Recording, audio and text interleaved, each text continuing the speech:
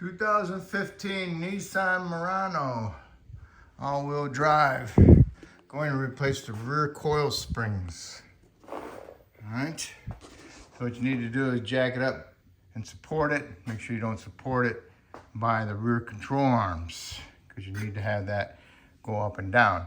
So then you need to do is remove your tires. The lug nuts are 21. All right, and then you'll need yourself a floor jack to support the rear control arm that has the spring in it. Then you need to slowly remove this bolt for the control arm to the knuckle. It has an 18 bolt and an 18 nut. So put some penetrant on it and then remove it, okay? I got it halfway out, so now I got some tension on my jack stand. So now I'm gonna remove my bolt, and then I'll raise my vehicle where you can lower your jack to get the tension off the spring. All right, I got the bolt out. Got a little bit of tension left, but that's good. Now I'm gonna raise the vehicle. All right, nothing on it.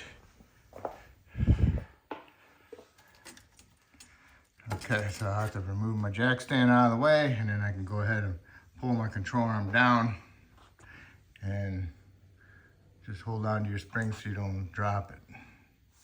Okay, pull the spring out, and it's broke. Yes, sir. All right. So now we'll match this up to one of our new used ones, and then we'll install it. You have to look at this space. It should have a hump on the bottom of the control arm. Where's that? Yeah, it's right here. Basically, it's right here, the low part. So that's where that low part of your spring will go. Make sure that your hump of your bottom of your spring is in the hump of the control arm. And now you can go ahead and push down on the control arm and bounce this upper piece up in there. You know, because you'll bounce the control arm to get each little piece of it pulled down, okay? All right, spring is in there. Got my jack stand underneath it. Now what I'm gonna do is lower the vehicle down, and that control arm will go up. And make sure you line up your knuckle with your holes, get them close, get an alignment bar.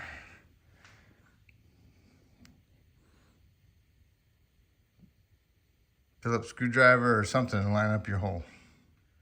Getting closer, gotta go a little bit more.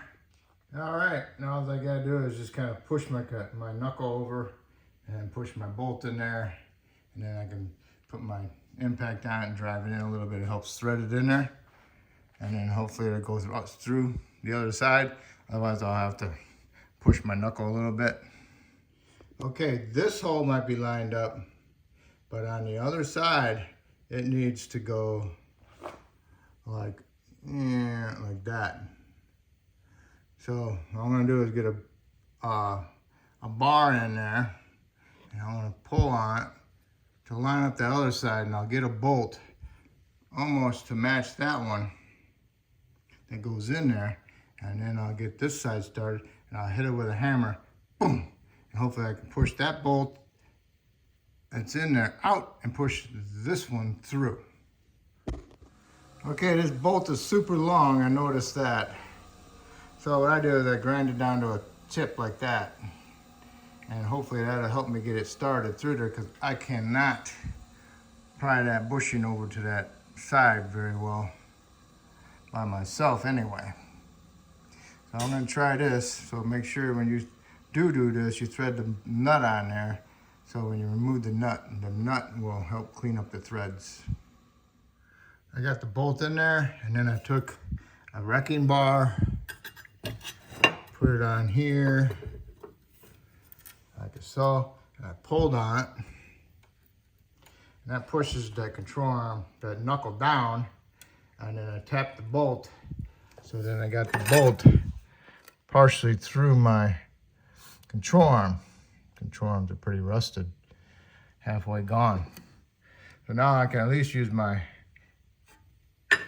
impact to screw it in while I hold this down with my wrecking bar. Wrecking bar, Menards, or any hardware store, like $5. All right, got it through. Now, make sure you put all your weight on top of your jack stand before you tighten that bolt for your bushing, okay?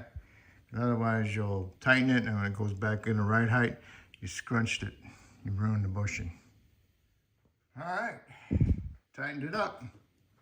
And I have my weight off of the stand there.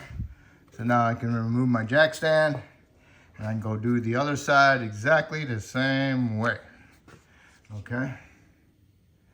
And then you need to, when you're done, you need to put your tire on and torque your lug nuts. I think it's like 98 foot-pounds. I'll double check though. That's close. It's 83 foot-pounds on a lug nut torque, okay? And you can probably do about 55 on your bolt. Okay, so that's how you do your rear coil springs. And hopefully I helped you out with that. And hopefully you can help me out by subscribing to me. And I appreciate it and thank you.